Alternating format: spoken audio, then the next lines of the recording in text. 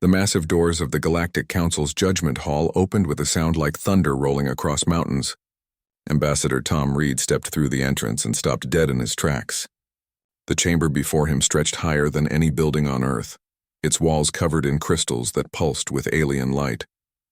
Hundreds of viewing platforms circled the central floor like the inside of a giant stadium, each one holding creatures that looked like they came from humanity's worst nightmares or strangest dreams. A being that looked like a walking tree made of silver metal clicked its branches together in what might have been laughter. Next to it, something that appeared to be made of pure energy shifted between colors that had no names.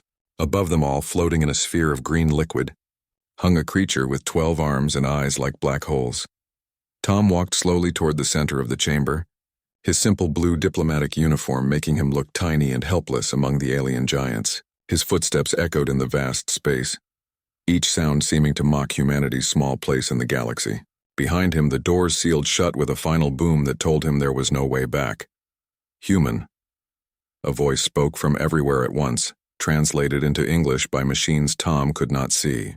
You stand before the Galactic Council, rulers of 10,000 worlds and guardians of peace in the galaxy. Your species has been accused of crimes against the sacred laws of expansion. Tom looked up at the floating creature in the green sphere. Its 12 arms moved in patterns that hurt to watch, and when it spoke, reality seemed to bend around its words. This was Supreme Chancellor Crix, the most powerful being in known space. Your people have built colonies without permission, Chancellor Crix continued. You have established military bases in neutral territory. You have refused to submit to our authority. These are crimes that demand immediate punishment. Around the chamber, hundreds of alien representatives made sounds of agreement. Some clicked, others hummed, and a few created noises that made Tom's teeth ache. They all seemed pleased to see another young species brought low before the Council's power. Tom smiled.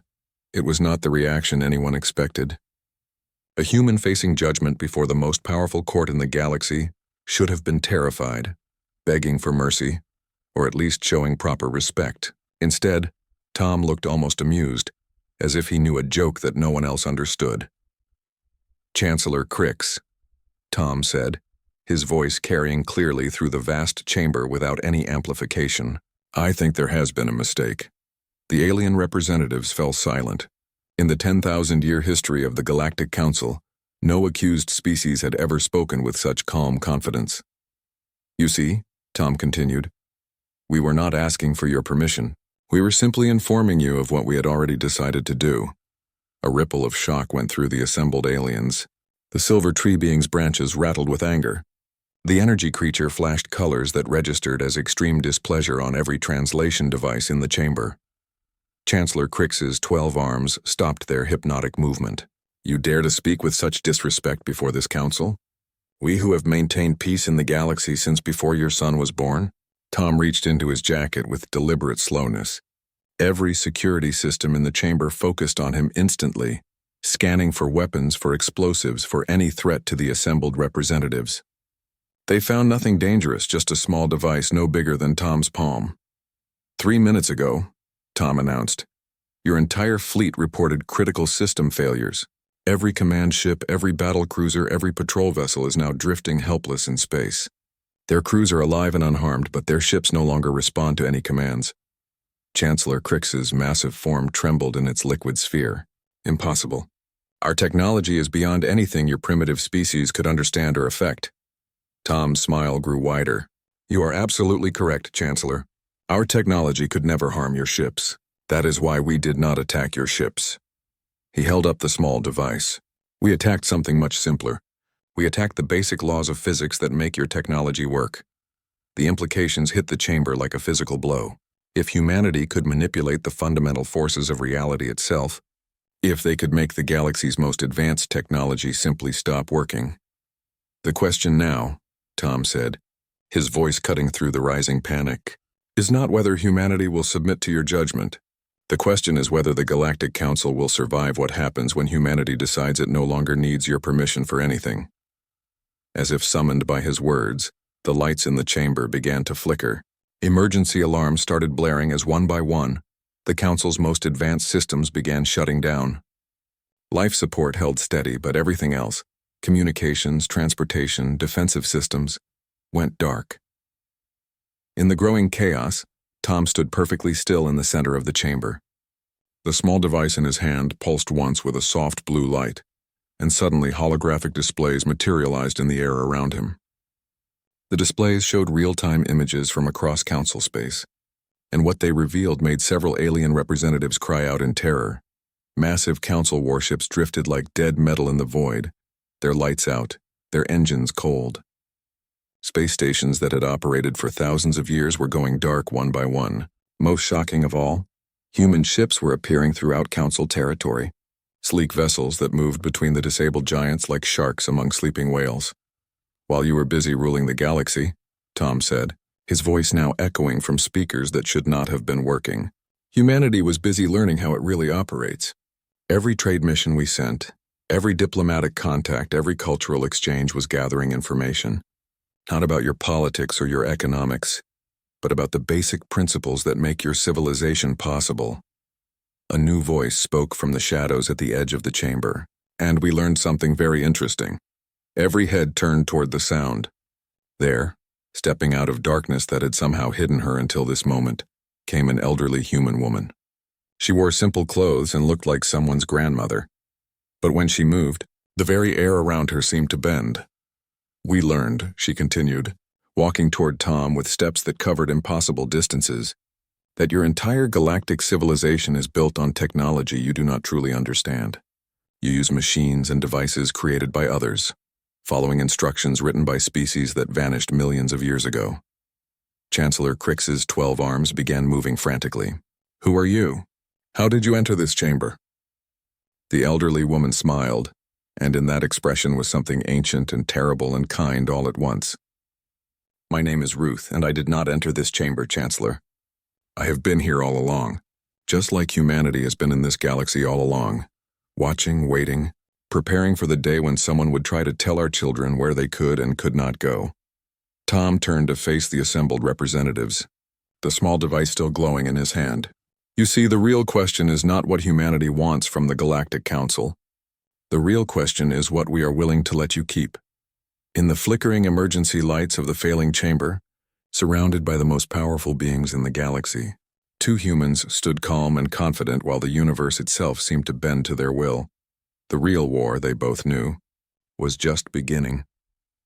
The emergency lighting cast strange shadows across the council chamber as Chancellor Crix struggled to understand what was happening to his perfect galactic order. His 12 arms moved in desperate patterns, trying to access communication systems that no longer responded, trying to contact fleets that had gone silent across 3 sectors of space. Tom Reed remained in the center of the vast chamber, the mysterious device still glowing softly in his palm. Around him, alien representatives were discovering that their personal transportation systems, their emergency beacons, even their basic translation devices were beginning to fail one by one. "This is impossible," hissed General Vex of the warrior caste, his reptilian form coiled with barely contained violence. "Our ships are protected by quantum shields. Our systems are hardened against every known form of attack. Nothing in this galaxy can penetrate our defenses." Ruth, the elderly human woman who had appeared from nowhere, laughed softly. The sound was warm and gentle, like a grandmother amused by a child's innocent question. But coming from someone who had just disabled an entire galactic fleet, it sent chills through every alien present. "General," she said, "you are quite right. Nothing in this galaxy can penetrate your defenses. But we are not from this galaxy." The statement hung in the air like a physical weight. Dr. Nell of the Science Consortium, her crystalline form refracting the emergency lights into rainbow patterns, spoke with a voice that trembled with scientific curiosity and growing fear. "What do you mean, not from this galaxy? Our records show humanity evolved on Earth. We have verified your genetic history, your evolutionary path, your entire development from primitive mammals to spacefaring civilization." Tom smiled and touched his device. Instantly, new holographic displays appeared around the chamber. But these showed images that made no sense. They displayed Earth, but not the Earth any of them knew. This Earth was covered with structures that defied description, geometries that hurt to look at directly, cities that seemed to exist in more dimensions than normal space allowed. The Earth you studied, Tom said, is what we wanted you to see. A carefully constructed theater, designed to tell the story we needed you to believe. Every fossil, every archaeological site, every piece of evidence that supported humanity's supposed evolution was placed there deliberately. Ruth moved closer to the assembled representatives, and as she did, the very nature of the chamber seemed to shift around her. The walls appeared to stretch further away while somehow remaining close, and the floor beneath their feet felt solid yet somehow infinite. You see, Ruth continued, we needed to understand what had grown in this galaxy while we were away. What kinds of civilizations had developed, what level of wisdom they had achieved, whether they were worthy of the universe we helped build long ago. Chancellor Crix's massive form shuddered in its liquid sphere. You are claiming that humanity created this galaxy? That is beyond impossible.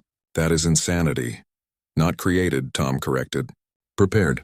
This galaxy was empty when we found it. Just gas and dust and newly formed stars. We seeded it with the right elements, guided the formation of suitable worlds, established the quantum framework that allows faster-than-light travel to function. Then we left to see what would grow in our absence. The holographic displays shifted again, showing images that spanned millions of years, galaxies forming and evolving, with subtle signs of intervention threaded throughout. Stars that should have died being gently stabilized, worlds that should have been barren being given the right conditions for life, species on the verge of extinction being quietly guided toward survival. Representative Mora of the Trade Alliance, her three heads speaking in harmony, asked the question that terrified her most. How long have you been watching us? Since your first ancestors looked up at the stars and wondered if they were alone, Ruth replied. We have been the gardeners of this galaxy for 10 million years, nurturing growth, preventing disasters, guiding development from the shadows. But why? Demanded Admiral Cole of the Defense Fleet, his cybernetic implants sparking as the quantum disruption field interfered with his enhanced systems. If you possess such power, why allow us to govern ourselves? Why permit the Council to exist at all? Tom's expression grew thoughtful, almost sad. Because we wanted to see what you would become without our direct guidance. We hoped that intelligence could flourish independently, that wisdom could develop naturally. For 10,000 years we watched the Council grow, hoping you would prove worthy of the galaxy we had prepared for you. The assembled representatives felt a chill that had nothing to do with the failing environmental systems. There was something in Tom's tone that suggested their performance had been found lacking. General Vex coiled tighter, his warrior instincts screaming warnings. And what is your judgment of us? Ruth's gentle smile faded, replaced by an expression of infinite sadness and terrible disappointment. You declared war on our children, General. You threatened to re-educate our sons and daughters, to redistribute the worlds they had claimed through their own courage and determination. The chamber fell silent except for the distant sound of failing systems and the shallow breathing of terrified aliens. The full weight of what they had done was beginning to sink in. They had not just challenged a young species seeking expansion, they had threatened the children of beings who had shaped the very foundations of galactic civilization. We gave you 10,000 years to show us what kind of shepherds you would be, Tom said, his voice carrying a weight that seemed to press against the minds of everyone present. You chose to become conquerors instead. You chose to suppress rather than nurture, to dominate rather than guide. As he spoke, more holographic displays materialized, showing the darker side of Council rule. Species forced into submission, worlds stripped of resources, entire civilizations relegated to second-class status. The images painted a picture of an empire built on controlled oppression rather than willing cooperation. So now, Ruth said, her elderly form somehow seeming to fill the vast chamber, we must decide whether to continue our gardening efforts, or whether it is time to clear the ground and start again. Chancellor Crix's 12 arms moved in patterns of desperate supplication. Please, we can change. The Council can reform its policies, can adopt more enlightened governance. Give us another chance to prove ourselves worthy. Tom looked up at the massive alien leader, and in his human eyes was something that had witnessed the rise and fall of countless civilizations. Chancellor, we gave you 10,000 years. How much more time do you think you deserve? As if summoned by his words, the main doors of the chamber opened. Through them came not human soldiers, but something far more disturbing. Humans who looked perfectly ordinary, dressed in simple clothes, but who moved with a confidence that suggested they were not bound by the same physical laws as everyone else in the room. They took positions around the chamber, and as they did, the assembled representatives realized that escape was no longer possible, not because they were outnumbered, but because they were dealing with beings who operated on levels of reality they could not comprehend. "The real war," Tom announced, his voice echoing in the failing chamber, "begins now. Not a war of ships and weapons, but a war for the right to determine the future of galactic civilization." Ruth stepped forward one final time, her ancient presence somehow both comforting and absolutely terrifying. "Choose carefully, representatives of the Council. Your next decision will determine whether you continue to exist as independent beings, or whether you join the countless species that came before you and were found wanting." In the darkness of the disabled chamber, surrounded by humans whose true nature defied understanding, the Galactic Council faced a choice that would reshape the galaxy forever. The humans who had entered the council chamber moved with an eerie silence that made the alien representatives more nervous than any show of force could have. There were only 12 of them, but they positioned themselves around the vast space in a pattern that somehow made escape feel impossible, even though no visible barriers blocked the exits. Captain Jake Morrison led the group, his unremarkable appearance hiding depths that became apparent when he spoke. His voice carried clearly through the failing acoustic systems, reaching every corner of the enormous chamber without strain. "You know," Jake said, addressing the assembled aliens with casual ease, "we really hoped it would not come to this. For 10 million years we have been the silent guardians of this galaxy, preventing disasters you never even knew existed. We stopped 17 different extinction-level events that would have wiped out every living thing in known space." Dr. Nell's crystalline form pulsed with colors that indicated extreme agitation. "What kind of events? What could threaten an entire galaxy?" One of the other humans, a young woman whose eyes held starlight, smiled with genuine warmth. "Dark matter cascades that would have collapsed local spacetime.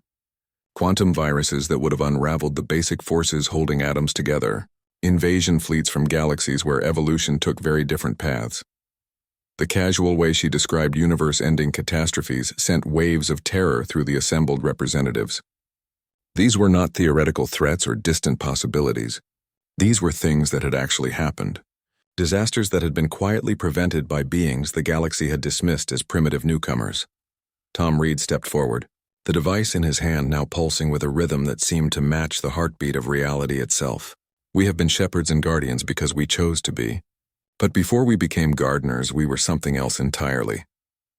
The holographic displays around the chamber shifted once more, but this time they showed images that existed at the very edge of comprehension, galaxies that had been systematically harvested until nothing remained but empty space, entire clusters of stars that had been disassembled and rebuilt according to alien geometries.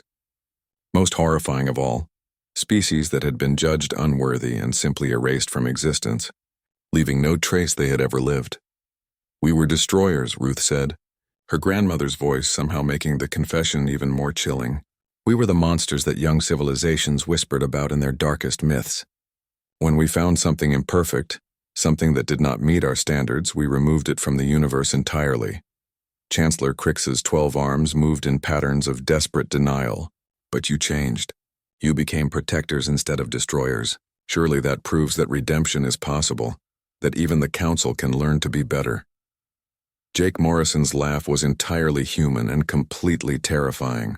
"Chancellor, we did not change because we learned wisdom or developed compassion.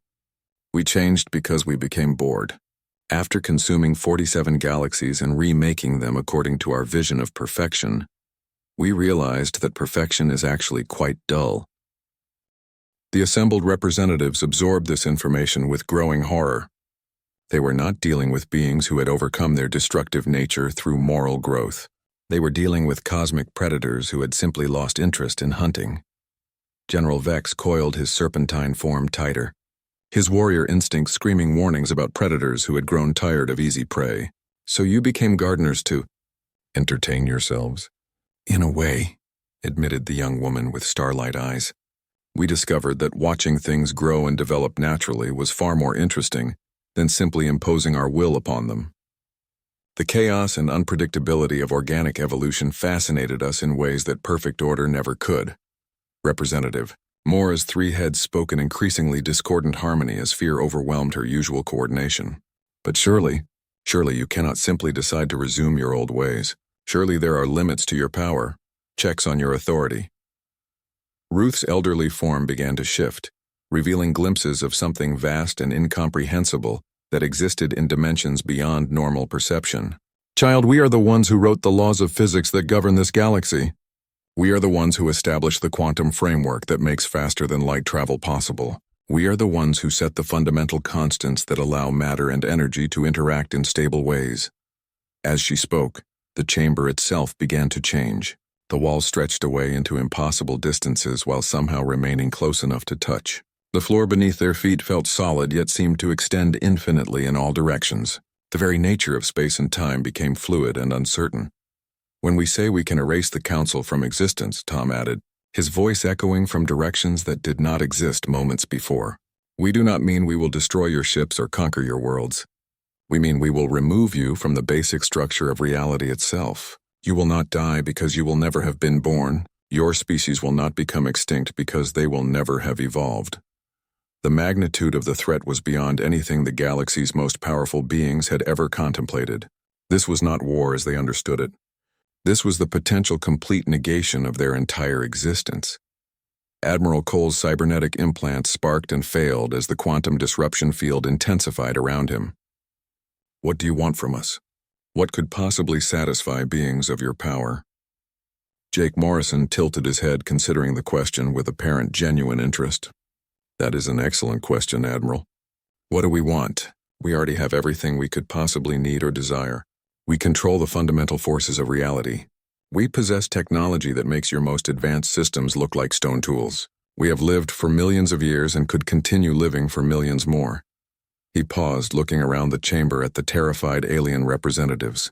I suppose what we want is to be left alone to continue our gardening in peace. We want our children to be allowed to grow and explore and build their own destiny without interference from beings they could crush like insects if they chose to. But more than that, Ruth added, her form now flickering between the gentle grandmother and something that hurt to perceive directly. We want to know whether the galaxy we have protected for so long contains any species truly worthy of the gift of existence. The assembled representatives felt the weight of cosmic judgment settling upon them. They were being evaluated not just as political entities or military powers, but as forms of life worthy of continued existence in a universe that had no obligation to tolerate them. Dr. Nell managed to speak despite her terror. How do we prove ourselves worthy? Tom's smile returned, but now it carried depths that suggested he had watched civilizations rise and fall like waves upon a shore. That is entirely up to you, Doctor. We have given you a demonstration of what we are capable of. We have shown you the truth about your place in the galactic hierarchy. Now you must decide what you will do with that knowledge. The chamber fell silent, except for the sound of failing systems and the rapid breathing of beings who suddenly understood how fragile their existence really was. Around them, the 12 humans waited with infinite patience, their presence a constant reminder that the galaxy's fate hung in the balance. Choose quickly, Ruth said, her voice carrying the weight of cosmic time. Our patience, while vast, is not infinite, and there are other galaxies that might prove more worthy of our attention than this one. In the growing darkness of the disabled chamber, the most powerful beings in known space faced a choice that would determine not just their political future, but their very right to exist in a universe that had suddenly revealed itself to be far stranger and more dangerous than they had ever imagined. The silence in the council chamber stretched like a held breath, filled with the weight of decisions that would reshape the galaxy. Chancellor Crix's massive form trembled in its liquid sphere as he processed the impossible choice before him. Around the circular chamber, hundreds of alien representatives sat frozen in terror, each one understanding that their next words might determine whether their entire species continued to exist. Finally, Dr. Nell found the courage to speak, her crystalline form flickering with colors that translated to desperate hope. If we submit to your authority, if we acknowledge humanity's supremacy, what happens to our civilizations? Do we become slaves, subjects, pets? Ruth's ancient eyes held depths that contained the memory of countless worlds, both saved and destroyed. That depends entirely on what you choose to become, Doctor. We have no interest in ruling you directly. Governance bores us. Administration is tedious. We prefer our role as gardeners, working behind the scenes to ensure the garden flourishes.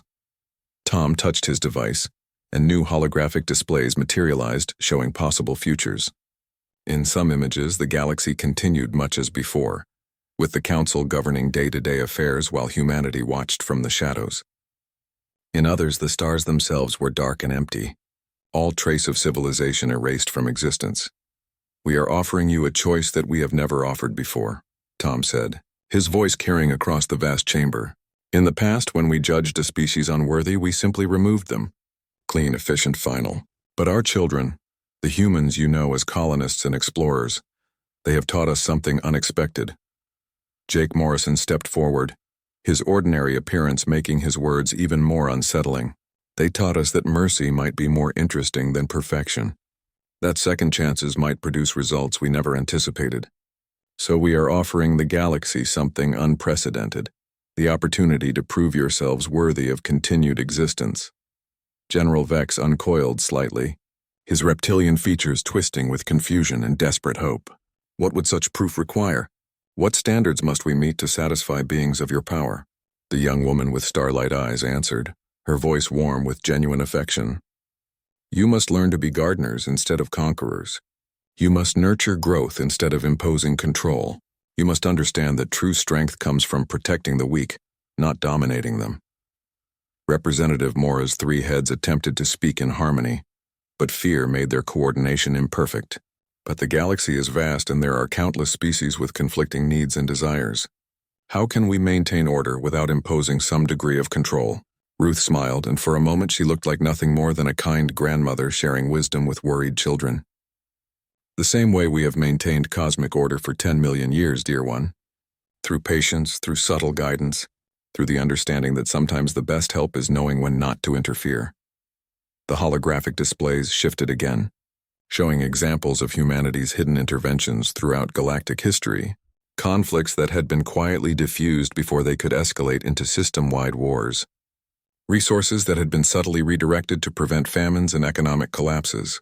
Scientific breakthroughs that had been carefully timed to prevent civilizations from destroying themselves with technologies they were not ready to handle. "We have been preventing galactic disasters for longer than your oldest civilizations have existed," Tom explained. "Not through force or control, but through wisdom and careful attention to the delicate balance that keeps thousands of species living together in relative peace." Admiral Cole, his cybernetic system struggling against the quantum disruption field, asked the question that haunted every military mind in the chamber. "And if we fail your test? If we prove ourselves incapable of change?" The 12 humans exchanged glances that conveyed volumes of unspoken communication.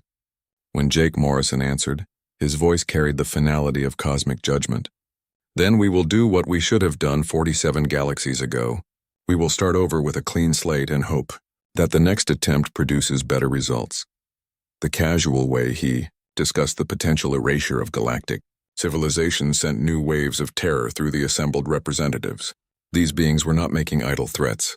They were describing a decision-making process that had already played out dozens of times across the universe. Chancellor Crix's 12 arms moved in complex patterns as he struggled to form you. Laid a response that might save his species and countless others. "How long do we have to prove ourselves? What timeline governs this test you have set before us?" Ruth's form flickered between the kindly grandmother and something vast and ancient that existed across multiple dimensions simultaneously. "Time moves differently for beings like us, Chancellor. What seems like urgency to you is merely a moment's consideration to us. But our children, your supposed subjects, they live on human timescales. Their patience is more limited than ours." As if summoned by her words, Tom's device pulsed brighter, and suddenly the chamber was filled with new presences. Not more humans, but something far more unsettling. The awareness that they were being observed by intelligences vast beyond comprehension. Minds that spanned galaxies and operated on scales that reduced solar systems to insignificant details. "We are not the only ones watching this decision," Tom announced, his voice now echoing with harmonics that suggested he was speaking for forces beyond individual identity. "There are others in the universe, beings and intelligences that make even us seem small by comparison. They have been waiting to see whether this galaxy produces anything worthy of their attention." Dr. Nell's crystalline form, began resonating at frequencies that approached her structural limits. Others? What others? What could be more powerful than beings who shape the very laws of physics? The young woman with starlight eyes laughed, and the sound contained joy and terror in equal measure. Oh, my dear scientist, you are thinking too small. We shape this galaxy, yes, but there are those who shape the universe itself, and they have been watching our little gardening project with great interest. The implications crashed over the assembled representatives like a tsunami of cosmic horror. They were not just being judged by humanity, but by intelligences so vast that humanity itself was merely their representative in this corner of reality. Jake Morrison raised his hand, and the overwhelming presence of the cosmic observers receded slightly, allowing the aliens to think clearly again. But you need not concern yourselves with such beings yet. For now you need only prove yourselves to us. Show us that you can learn to be gardeners instead of conquerors. Demonstrate that mercy and wisdom can flourish in minds that have known only power and control. How? Chancellor Crix asked, his voice barely a whisper through the failing translation systems. Tell us what we must do to earn your continued sufferance. Ruth stepped forward one final time, her ancient presence somehow both infinitely comforting and absolutely terrifying. Begin by releasing every species currently held in subjugation. Open your borders to free trade and cultural exchange. Transform your military from a force of conquest into a force of protection. Learn to ask instead of demand, to guide instead of control. Tom nodded, his device now pulsing in rhythm with heartbeats none of them could hear. And most importantly, accept that humanity's children will continue to expand and explore as they see fit. They are not your subjects to control or your problems to solve. They are our legacy, and we will not tolerate interference with their destiny.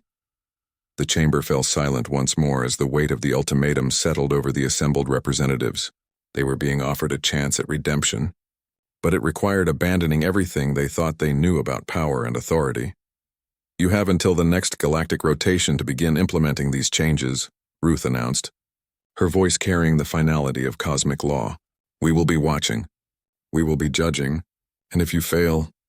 She did not need to finish the sentence. Everyone in the chamber understood the alternative. In the darkness of the failing council chamber, surrounded by beings whose true nature defied comprehension, the galaxy's most powerful rulers faced the first honest choice they had been given in 10,000 years. 3 months after the lights returned to the council chamber, the galaxy had transformed in ways that scholars would study for millennia to come. The great crystalline spires of the Galactic Council headquarters now hosted daily sessions, where former subject species sat as equals beside their previous masters, debating trade agreements and cultural exchanges with voices that carried the weight of newfound freedom. Chancellor Crix floated in his liquid sphere at the center of the reformed assembly, his 12 arms moving in patterns of careful diplomacy rather than absolute command. The transformation had not been easy for him or for any of the former rulers, but the alternative had been too terrible to contemplate. Tom Reed stood where he had 3 months earlier, but now he was no longer alone in representing humanity. Beside him stood Ambassador Lisa Park, a young diplomat whose gentle manner concealed the same depths of ancient wisdom that all true humans possessed. The galaxy was slowly learning to distinguish between humanity's children, born in this era and raised among the stars, and humanity's elders, beings whose true age defied measurement.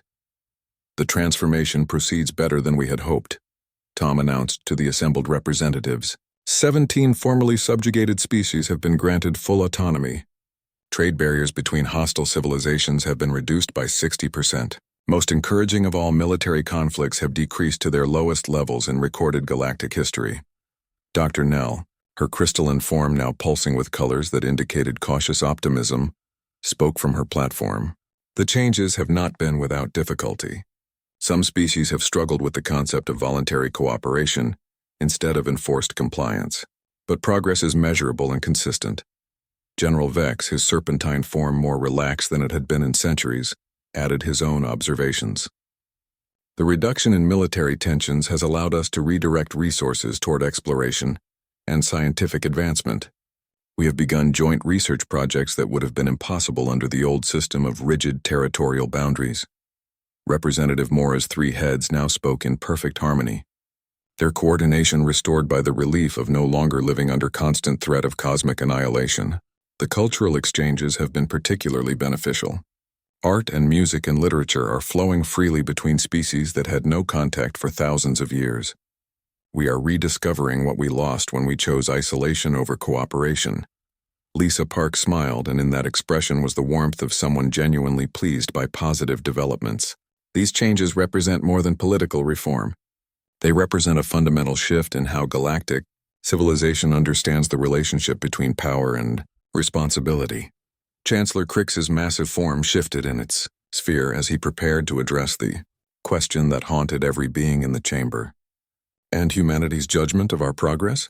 Are we meeting the standards required for continued existence? Tom's expression grew thoughtful, his ancient eyes surveying the transformed assembly with careful consideration. Your progress has been remarkable, Chancellor. But more important than the speed of change is the sincerity behind it. We can sense the difference between compliance born of fear and growth born of understanding.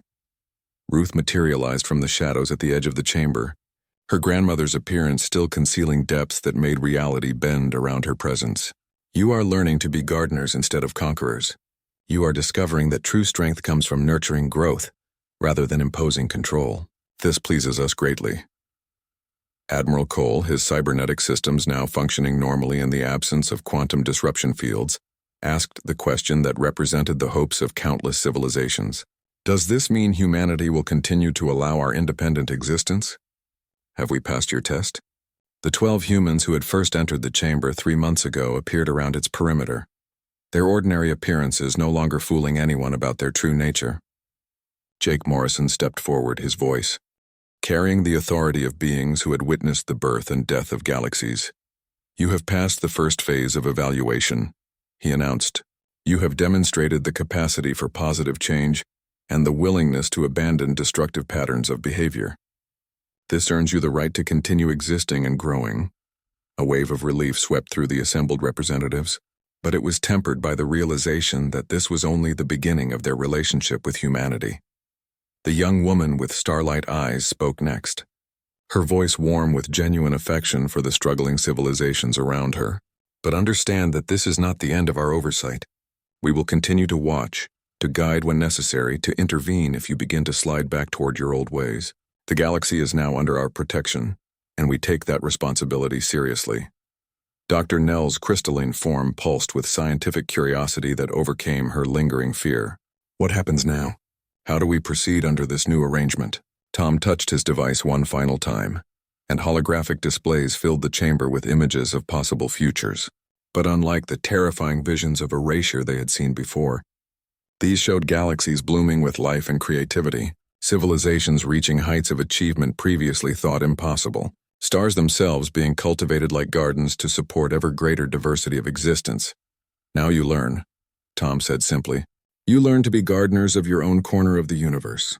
You learn to nurture instead of control, to guide instead of dominate, to protect instead of conquer. And if you succeed, if you truly embrace the role of cosmic gardeners, then perhaps someday you will be ready to meet the beings who taught us these lessons. Ruth's ancient eyes held depths that contained the memory of wonders beyond description. There are other galaxies, other civilizations, other forms of intelligence that exist on scales you cannot yet imagine. If you prove yourselves worthy gardeners of this small corner of existence, you may someday be invited to participate in projects that span the entire universe. The magnitude of the opportunity being offered left the assembled representatives speechless. They were being given not just the chance to survive, but the possibility of joining a cosmic community that operated on scales beyond their wildest dreams. Chancellor Crix's 12 arms moved in patterns of deep gratitude and renewed purpose. We will not disappoint you. The galaxy will become the garden you envision, a place where all forms of life can flourish and grow. This we swear by the memory of all who came before us. Tom nodded, his expression softening with something that might have been pride. We believe you will succeed, Chancellor. After all, you have excellent teachers. As the session concluded and representatives began to file out, many stopping to offer thanks and promises of continued cooperation, the humans remained in the center of the chamber. Around them, the galaxy continued its ancient rotation, but now it carried with it the promise of something new. A civilization that had learned to grow instead of merely expand, to nurture instead of merely consume. In the depths of space and dimensions beyond normal perception, vast intelligences that spanned universes noted the progress in this small corner of reality. With approval, the human gardening experiment was proceeding better than expected. Perhaps this galaxy would indeed prove worthy of inclusion in the greater community of cosmic gardeners. The war was over. The real work was just beginning, but for the first time in 10 million years, humanity felt hope that they would not have to garden alone forever. The galaxy was learning to tend itself, and in that growth lay the promise of wonders that even ancient beings could barely imagine. The monsters had remembered how to be gardeners, and the garden was finally ready to bloom.